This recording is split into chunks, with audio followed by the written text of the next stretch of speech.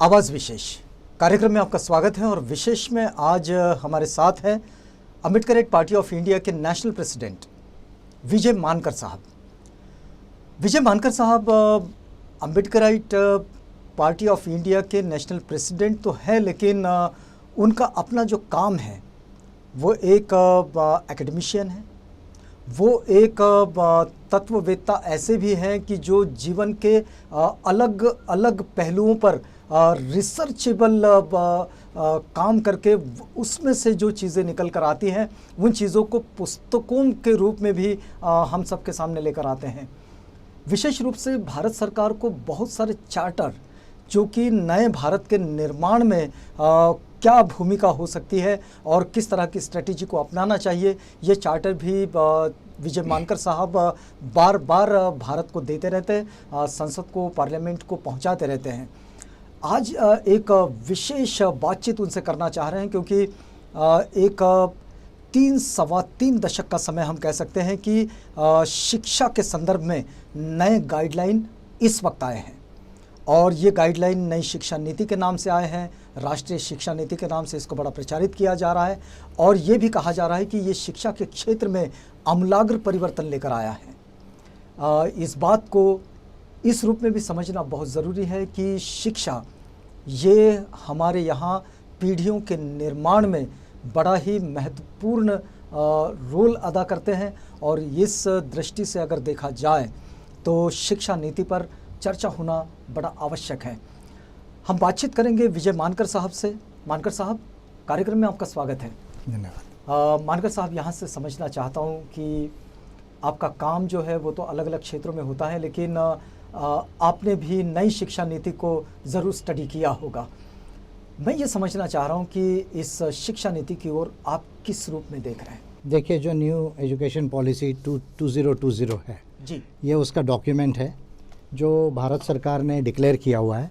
पहले तो कस्तूरी रंगन कमीशन का रिपोर्ट आया पिछले साल 2019 में, उसके बाद में ये डॉक्यूमेंट अभी जो है एक्सेप्ट किया है ministry of human resources development ने, जो अभी एजुकेशन मिनिस्ट्री हो जाएगी। जी हाँ।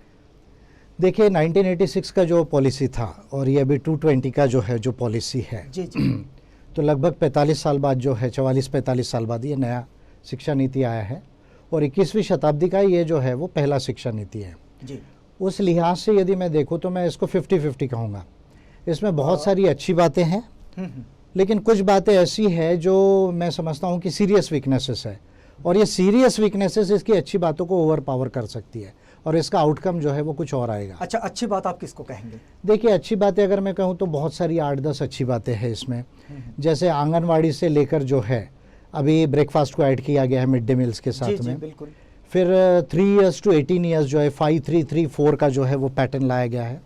पिडागोगी में मॉडर्न पिडागोगी यानी जो टीचिंग मेथड्स है उसमें नई टीचिंग मेथड्स जो है साइंटिफिक टीचिंग मेथड्स की बात की गई है। इंफ्रास्ट्रक्चर में जो है आपकी क्लासरूम से लेकर डिजिटल लाइब्रेरीज तक और हॉस्टल से लेके बाकी आपकी जो मॉडर्न टीचिंग फैसिलिटीज़ होती है वहाँ तक की इसकी बात की गई है। उसके बाद में जो है राष्ट्रीय शिक्षा आयोग बनाने की बात की गई है। हायर एजुकेशन में जो है वो बहुत सारा जो है मल्टी डिसिप्लिनरी जो एजुकेशन है वो करने की बात की गई है।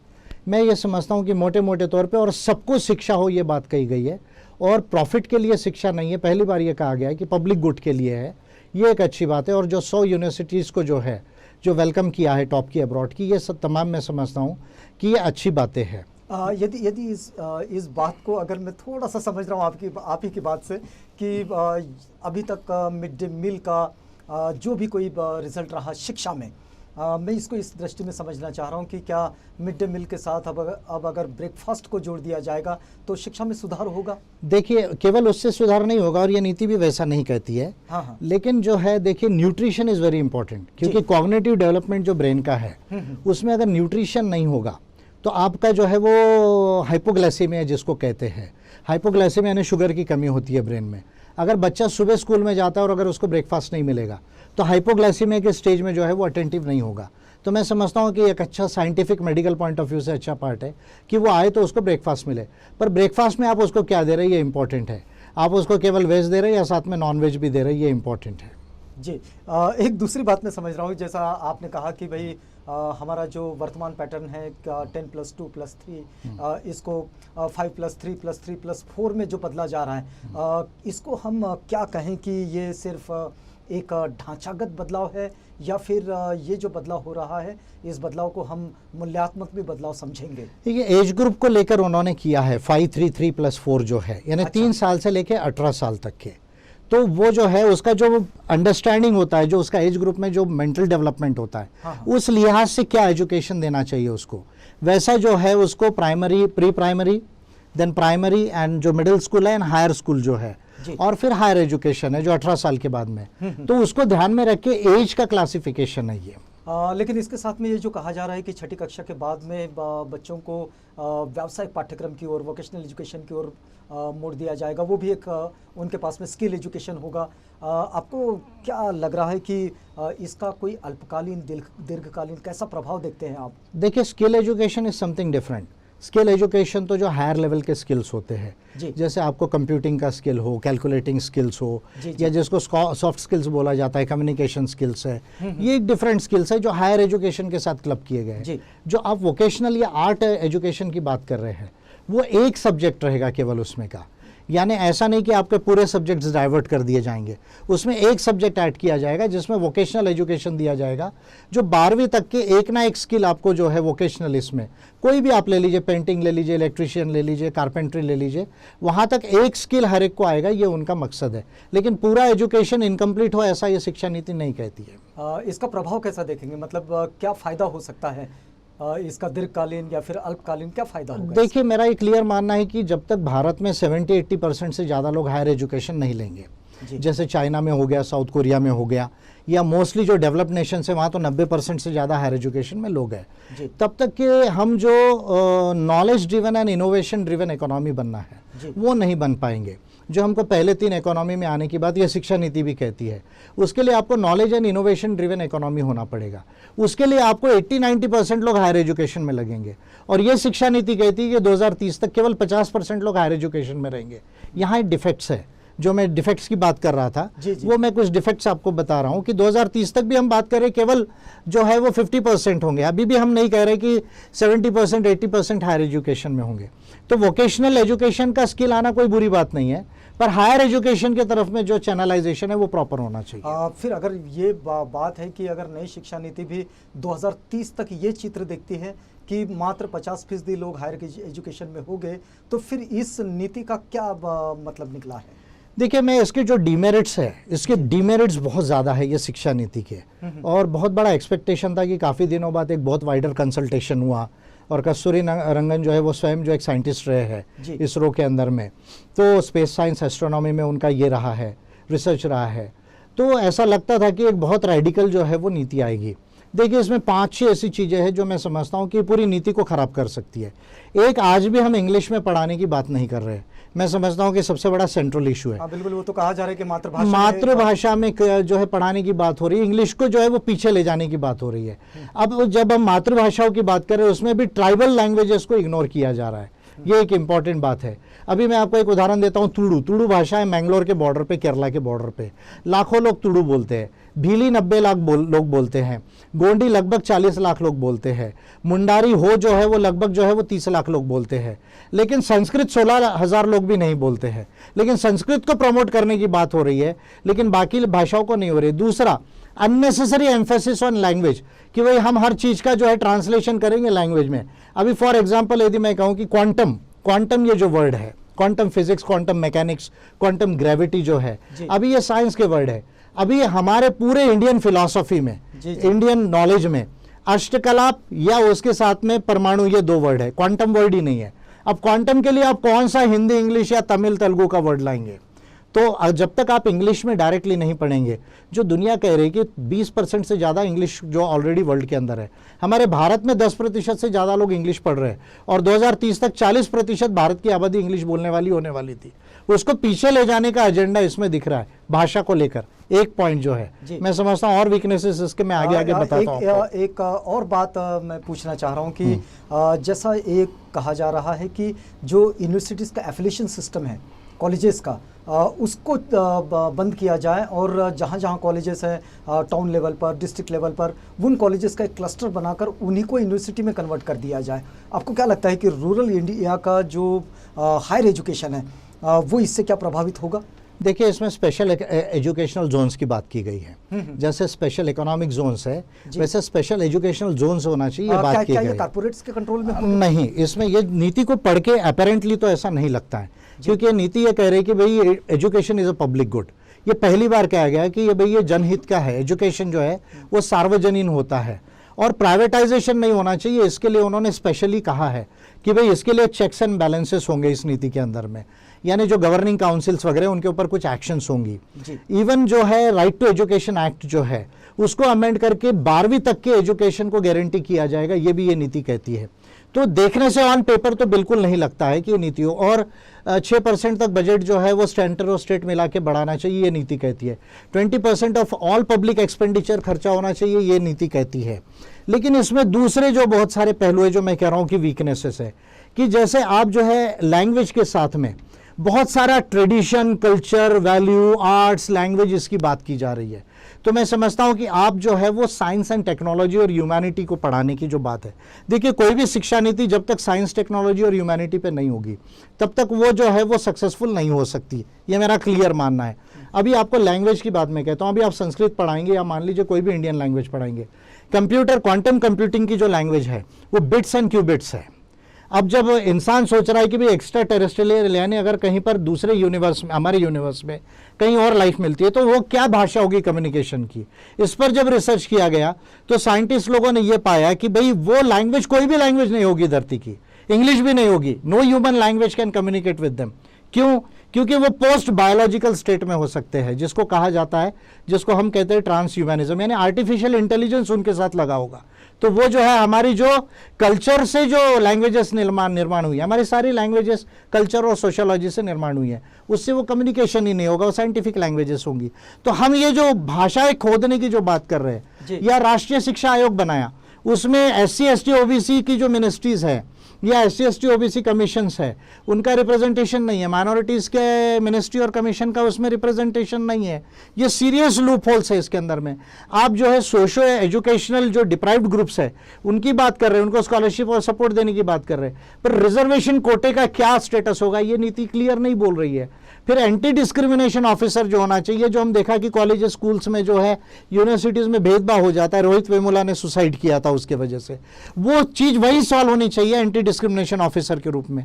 वो जो है कहीं मैकेनिज्म इसके अंदर में नहीं है, ये सीरियस ड्रॉबैक्स है इसके। लेकिन जो मैं जानना चाह रहा था कि जैसे ये जो कॉलेजेस को ही यूनिवर्सिटी में कन्वर्ट कर दिया जाएगा तो फिर स्थिति क्या बनेगी? नहीं, एग्जैक्टली ये नीति ये नहीं कहती कि कॉलेजेस ही कन्वर्ट होना चाहिए, केवल एक यूनिवर्सिटी में 300 कॉलेजेस एफिलिएटेड होना चाहिए, ये बात कहती है। अच्छा। और उनका आपस में जो है जो भी उनके पास कैपेबिलिटी है वो यूज करना चाहिए, ये नीति कहती है। यूनिवर्सिटीज तो रहेगी, और ये भी कहती है कि 300 के ऊपर कॉलेजेस नहीं चाहिए। University, central university, deemed universities, ये सब यूनिवर्सिटीज रहेगी? नहीं, इसमें यूनिवर्सिटीज का थोड़ा अलग क्लासिफिकेशन किया गया है जी। तो मैं एग्जैक्ट थोड़ा सा टर्मिनोलॉजी ये होगा, लेकिन एक टीचिंग यूनिवर्सिटीज़ होगी और एक रिसर्च यूनिवर्सिटीज़ होगी। अच्छा। ऐसा दो तरह की यूनिवर्सिटीज़ को इसमें जो है वो क्लासीफाई किया गया है। लेकिन रूरल इंडिया का जो एजुकेशन है, मतलब जो हम अपने ग्रामीण भारत का जो जनजीवन, उसमें दो बातें कही गई है। एक तो जो मैं कह रहा हूँ special economic zones, educational zones, वो पर्टिकुलरली बैकवर्ड एरियाज के लिए कहा गया है। अच्छा। और नए सेंट्रल स्कूल्स और नवोदय विद्यालय बने, इसकी बात जो है ये कही गई है। और ये कहा है कि भी एक भी आदमी को छोड़ना नहीं है बाहर। लेकिन ये भी कहा जा रहा है कि नेशनल टेस्ट लिया जाएगा बच्चों का और तभी उनको यूनिवर्सिटीज अलॉट की जाएगी और वहाँ पर उनका एडमिशन होगा। तो इस बात को कैसे? एक मिनिमम टेस्ट की बात कर रहे हैं वो, मल्टीपल टेस्ट की बात नहीं कर रहे हैं। अच्छा। एक टेस्ट में सबको जो है वो एप्टीट्यूड उसका देख के, नॉलेज देख के फिर उसको प्लेस किया जाएगा, ऐसा ये नीति कह रही है। अच्छा। लेकिन एक बात तो जैसा कि आपने भी जो चिंता जताई कि इसमें डिस्क्रिमिनेशन अगर होता है इन सब चीज़ों पे, तो उस पर इस नीति की कोई स्पष्टता नहीं है। आपको क्या लगता है कि ये जो नई शिक्षा नीति है, ये नई शिक्षा नीति गरीब छात्रों के लिए कितनी फ़ायदेमंद हो सकती है? मुझे ये सबसे बड़ा डर है कि हायर एजुकेशन में वो नहीं जा पाएंगे, पर्टिकुलरली जो टेक्निकल एंड प्रोफेशनल एजुकेशन, क्या मानते हैं? क्योंकि कैसा आप कितना भी स्कॉलरशिप और उनको सपोर्ट यदि देंगे, लेकिन उनके साथ जो इन कॉलेजेस इन यूनिवर्सिटी जो डिस्क्रिमिनेशन होता है उसको रिड्रेस करने का मैकेनिज्म इसमें नहीं है। तो ये एक महत्वपूर्ण बात है। दूसरी बात जो है, क्योंकि इंग्लिश में स्किल्स डेवलप नहीं हो रहे हैं और फॉरेन यूनिवर्सिटीज जो आएंगी वो जो है फॉरेन यूनिवर्सिटीज के साथ फिर इंडियन यूनिवर्सिटीज कॉम्पीट करेगी, तो वो तो बेसिकली इंग्लिश एजुकेशन के अंदर रहेगा। तो जो जंगल का जो विद्यार्थी है, जो गांव का विद्यार्थी है, वो वहां पिछड़ जाएगा। 12वीं तक तो सब लोग पढ़ लेंगे, लेकिन जो ग्रेजुएशन एंड पोस्ट ग्रेजुएशन का जो सब्जेक्ट्स है उसमें जो है पार्टिसिपेशन कम हो जाएगा इन लोगों का। मतलब जो हमारे यहाँ की मार्जिनलाइज कम्युनिटीज है उनमें वो पीछे छूटेंगी, वो पीछे छूटेगी, बिल्कुल छूटेगी। लेकिन एक दूसरी बात कि ये शिक्षा नीति क्या सिर्फ ऐसा ढांचागत परिवर्तन कर रही है या फिर ये कोई नए ऐसे मूल्यात्मक बदलाव भी लेकर आ रही है? देखिए, दो चीजें समझती है। एक, नए भारत में हम जाना चाह रही है तो ये शिक्षा नीति बोल रही है, लेकिन पुराने भारत को छोड़ना नहीं चाह रही है। अच्छा। और पुराने भारत का जो बर्डन है वो नए भारत पर डालने की जो है कोशिश है इस नीति में। यहाँ कॉन्ट्रडिक्शन है, यही ये नीति जो है वो फेलियर होने की संभावना है। देखिए, आपको अगर आगे जाना है, आप कह रहे कि हमको चाइना अमेरिका से कॉम्पीट करना है, हमको जो है 140 करोड़ हमारी आबादी हो रही है, आगे 160 हो जाएगी, 170 हो जाएगी, इनका लिविंग स्टैंडर्ड ऊपर लाना है। तो आपका एजुकेशन जब तक साइंस एंड टेक्नोलॉजी पर बेस्ड नहीं होगा, जब तक आपका नॉलेज बेस्ड एजुकेशन नहीं होगा, और जब तक आपको जंगल का व्यक्ति, गांव के व्यक्ति को भी आप उस लेवल तक लाने की आपकी शिक्षा नीति नहीं होगी और एसोसिएटेड पॉलिसीज नहीं होगी, तो न्यू इंडिया आपका जो है वो क्रिएट नहीं हो सकता है। और यहाँ पर ये नीति जो है पुराने भारत में कल्चर, ट्रेडिशन, नॉलेज की, लैंग्वेजेस की जो बात कर रही है वो उसको रोकने का प्रयास कर रही है। जब ये नीति तैयार हो रही थी, ये डॉक्यूमेंट, उससे पहले बहुत सारे ऑब्जेक्शंस भी मंगवाए गए थे। शायद मुझे लगता है कि वो ऑब्जेक्शंस अपनी तरफ से भी गए थे। नहीं, मैं तो इस पर जो है वो ध्यान नहीं दिया, लेकिन बहुत सारे लोग जो है मुझे कंसल्ट किए तो एजुकेशन फील्ड के, तो क्या उन चीज़ों को इस नीति में शामिल मुझे नहीं लगता बहुत ज़्यादा उसमें से जो है कंसिडर किया। कि देखिए, इस पर डोमिनेंटली जो मैं पुराने भारत की बात कर रहा हूँ, ये पुराने भारत और नए भारत में अगर मैं डिवाइड कर दूँ तो 60-70% पुराने भारत का बर्डन नए भारत पर डालने का ये नीति है। अच्छा। और इसमें आरएसएस का बहुत ज़्यादा डोमिनेंट व्यू आया है, और आरएसएस बीजेपी के लोगों का। कैसे लगता जैसे देखिए, अगर आपको कल्चर की बात है, वैल्यू एजुकेशन है, धर्म पढ़ाने की इसमें बात है, तो मॉरल एजुकेशन के नाम पे तो आप धर्म पढ़ाएंगे तो क्या पढ़ा रहे, वो तो साइंस नहीं है, religion is not a science ना। तो आप जो ये जो सारी चीजें इसमें घुसाने के प्रयास कर रहे हैं, जो नई शिक्षा नीति में जो बात कही जा रही है कि हम नैतिक मूल्यों की शिक्षा देंगे, नैतिक शिक्षा पर इसका एक कॉन्सेंट्रेशन होगा, तो आपको क्या लगता है कि किन चीज़ों को इसके साथ जोड़ना? नहीं, मोरालिटी से ज़्यादा मुझे लगता है साइंस इंपॉर्टेंट है। साइंस और नेचर को जब इंसान समझता है तो उसको ऑटोमेटिक समझता है कि जीना कैसा है। उसको आप आर्टिफिशियल मोरालिटी अगर पढ़ाने जाओगे तो मोरालिटी जो है वो फाइनलिटी नहीं है, उसके अलग अलग, जैसे मान लीजिए आपको हिब्रू कल्चर में मोरालिटी अलग है, यूरोपियन कल्चर में मोरालिटी अलग है, इंडियन इसमें अलग हो सकती है, जापान में कहीं कुछ अलग हो सकती है। अलग अलग तरीके से आप उसको डिफाइन नहीं कर सकते। इंसान अगर साइंस को समझ जाएगा, नेचर को समझेगा, तो मानवता में बार बार कहता हूँ कि नेचर ने क्रिएट किया इंसान को, और होमो सेपियंस जो है कोई एक दिन में यहाँ नहीं आया। तो वो जो है प्रकृति के साथ रहते रहते, साथ में रहते रहते उसके अंदर में जो है वो मानवता और मॉरलिटी डेवलप हुई है। तो उसको आर्टिफिशियली मॉरलिटी पढ़ाने की जरूरत नहीं धर्म के नाम पर। तो आपको क्या लगता है कि इस नीति में वो क्या चीज़ें होनी चाहिए थी जो नहीं दिख रही? मुझे ऐसा लगता है कि लैंग्वेज, देखिए एक जिफिस लॉ है, जिफिस लॉ ये कहता है, साइंटिफिक लॉ है कि लैंग्वेजेस जो है उसका फ्रीक्वेंसी क्या है, वर्ड्स कैसा आता है, लैंग्वेजेस डेवलप कैसी होती है और लैंग्वेजेस डेड कैसी होती है। इसका एक लॉ ही है, उसको जिफिस लॉ कहते हैं। अगर वो जिफिस लॉ के हिसाब से देखेंगे तो जो लैंग्वेजेस डेड हो रही है ना, उनको आप रिवाइव नहीं कर सकते हैं। जैसे संस्कृत पे इतना बात कही गई, लेकिन आज भी 16,000 लोग केवल संस्कृत में बात करते हैं, क्योंकि उसका यूटिलिटी नहीं है अभी जो है वो। तो इसलिए पुरानी लैंग्वेज को ठीक है, उसको आप थोड़ा अटेंड कीजिए, जिनको लिंग्विस्टिक पढ़ना हो उनके लिए अलग बात है, पर आप पूरे एजुकेशन सिस्टम में जो उनको रिवाइव करना चाह रहे हैं, ये मैं समझता हूँ एक्स्ट्रा बर्डन है। फिर ट्रेडिशन, वैल्यू, कल्चर को लेकर जो आपको ज़्यादा सोचने की ज़रूरत नहीं है। ठीक है, जिसको लगता है फिलॉसफी पढ़ना है, रिलीजन पढ़ना है, उनके लिए अलग सब्जेक्ट है, पर पूरे करिकुलम में उसको ला रहे हैं आप, मैं समझता हूँ ये सही नहीं है। आपका जो नीति है, अगर मैं बनाता तो मैं साइंस, टेक्नोलॉजी को और ह्यूमैनिटी को, ह्यूमन राइट्स को, कॉन्स्टिट्यूशन को, इन बातों को सबसे ज़्यादा प्राइमरी रख के ये नीति को बनाता था, और साइंटिफिक पेडागोजी से जो है उसको आगे ले जाता, और anti discrimination measures and reservation को बहुत ज़्यादा पॉजिटिव वे में लाकर जंगल और गाँव के लड़का जो लड़की जो है उसको वहाँ तक ले जाने का प्रोविजन इसमें करता था। आप इस पूरी नीति में ये क्या स्थिति देखते हैं कि ये शिक्षा नीति गैर बराबरी की भावना को क्रिएट कर सकती है? नहीं, उन्होंने वैसा कहा तो नहीं है, क्योंकि जो है उसको इंक्लूसिव एजुकेशन की बात की है, इक्विटी के साथ हो, एसेसिबल हो, अफोर्डेबल है। ऑन पेपर तो ये बातें सब कह रही है, लेकिन जब ये स्कूलों में कल्चर ट्रेडिशन आएगा, हाँ, प्रैक्टिसेस में आएगा, वहाँ हो सकता है। एक और बात इस शिक्षा नीति में जो कही जा रही है कि डिग्री जो है वो अब 4 साल की होगी, और उसमें भी ये कहा गया है कि जो फर्स्ट ईयर में कोई ड्रॉप आउट करना चाहे तो वो निकल जाए, अपने स्ट्रीम को बदलना चाहे तो उसको बदल दें, 1 साल के बाद उसको सर्टिफिकेट देंगे, 2 साल के बाद निकलना चाहे तो उसको डिप्लोमा देंगे, 3 साल के बाद निकलना चाहे तो उसको नॉर्मल डिग्री देंगे, और अगर वो 4 साल के बाद आता है तो फिर उसको एक स्पेशल डिग्री मिलेगी। आपको क्या लगता है? वही तो मैं कह रहा हूँ कि हायर एजुकेशन, हम भारत का जिस तरह से जो सामाजिक ढांचा हम देखते हैं वो ढांचा, और उसमें लोगों की आर्थिक स्थिति, इस स्थिति में वो हायर एजुकेशन को लोग उसकी तरफ बढ़ेंगे, ये उसको प्रमोट करता है या फिर उसको पीछे? नहीं, इसको डिमोट करता ही है, क्योंकि देखिए आप मान ही रहे कि 1 साल में कोई छोड़ेगा, यानी आपका जो सपोर्ट सिस्टम है एजुकेशन का वो इतना नहीं है कि आप उसको हायर एजुकेशन तक ले जा सको। इसलिए तो आप कह रहे हैं ना, हम 1 साल बाद दे देंगे आपको जो है वो। अगर वो 12th के बाद 1 ईयर कोर्स लेके सर्टिफिकेट ले लेगा, उसके क्या काम में आएगा? तो वो कहीं जॉब करेगा तो 10,000 का जॉब मिलेगा, उसको 12,000 का जॉब मिलेगा। और जो लोग 4 साल करेंगे और उसके बाद पोस्ट ग्रेजुएशन में या R&D में जाएंगे, उन लोगों को जो है 1.5-2 लाख रुपए का जो है वो जॉब मिलेगा।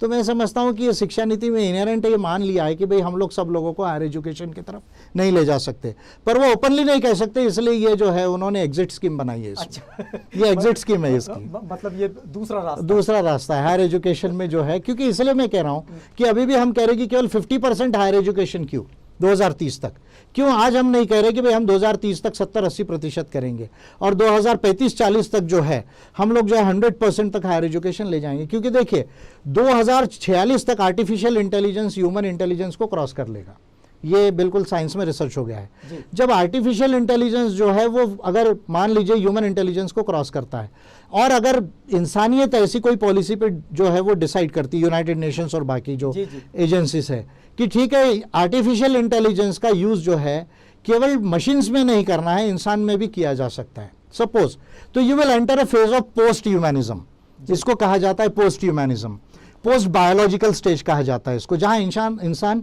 आधा जो है इंसान है आधा मशीन है। ये पोजीशन मैं नहीं कह रहा हूं कि आएगी, लेकिन बाय लॉ डिसाइड किए तो टेक्नोलॉजी उसको एनेबल कर सकती है। बिल्कुल, ये 2050 तक सिचुएशन आएगी।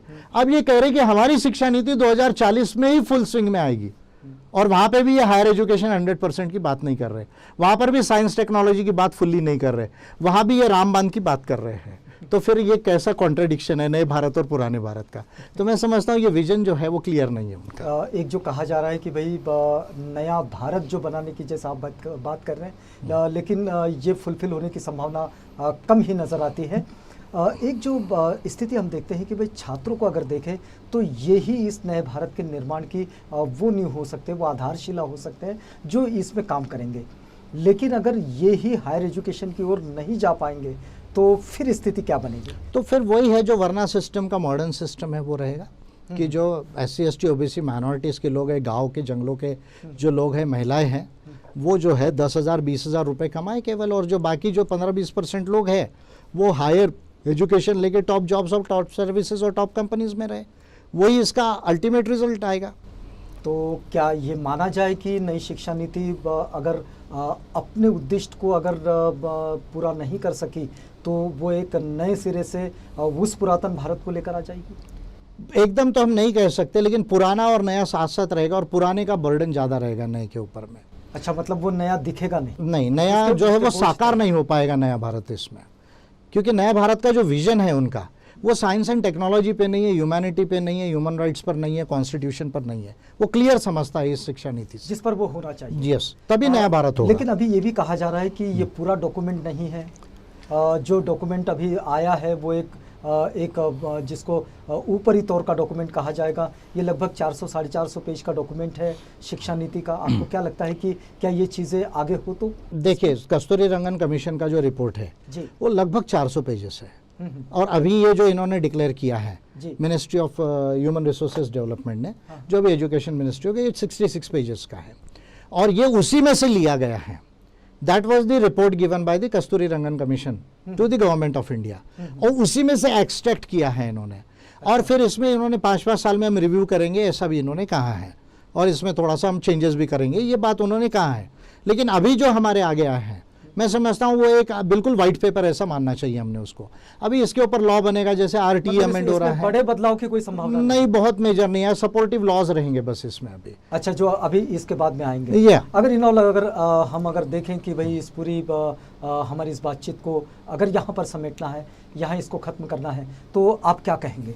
इसमें जो 5-6 बड़े वीकनेसेस है वो इस नीति की अच्छी बातों को जो है वो ख़त्म कर सकते हैं। फिर मैं रिपीट कर रहा हूँ, इंग्लिश को इग्नोर किया जा रहा है। आंध्र प्रदेश जो है, आंध्रा की गवर्नमेंट जो है, उसने रिजोल्यूशन पास किया और उस पर वो काम कर रहे हैं कि फर्स्ट स्टैंडर्ड से इंग्लिश मीडियम में एजुकेशन देंगे।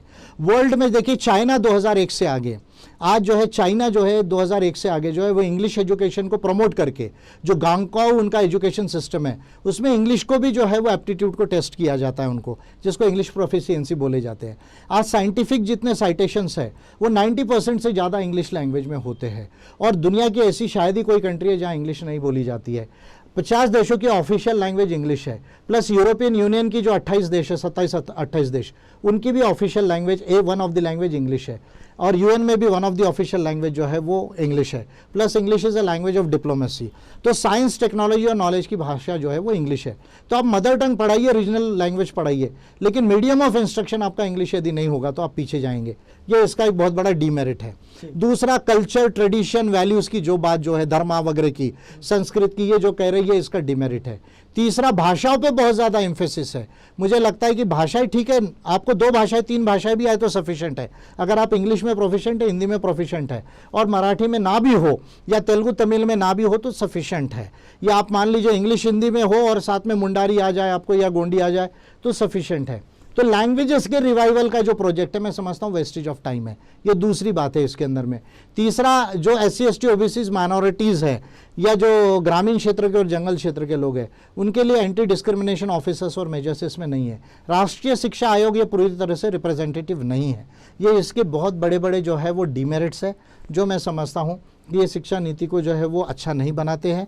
जबकि ये नीति अगर आप पढ़ेंगे अपेरेंटली बहुत अच्छी लगती है, लेकिन जो ये सारी बातें ड्रैग कर रही है, ये इस नीति के आउटकम को अच्छा नहीं करेगी, और बुरा नहीं मानेंगे। अगर यही नीति रही तो हम चाइना को जो है और अमेरिका को सरपास नहीं कर पाएंगे। देखिए, एक बहुत बड़ी बात है कि नई शिक्षा नीति के नाम पर जितना प्रोपेगेंडा पूरे देश में चल रहा है, उस शिक्षा नीति का जो वास्तविक सत्य है वो एक बड़ा ही भयानक है।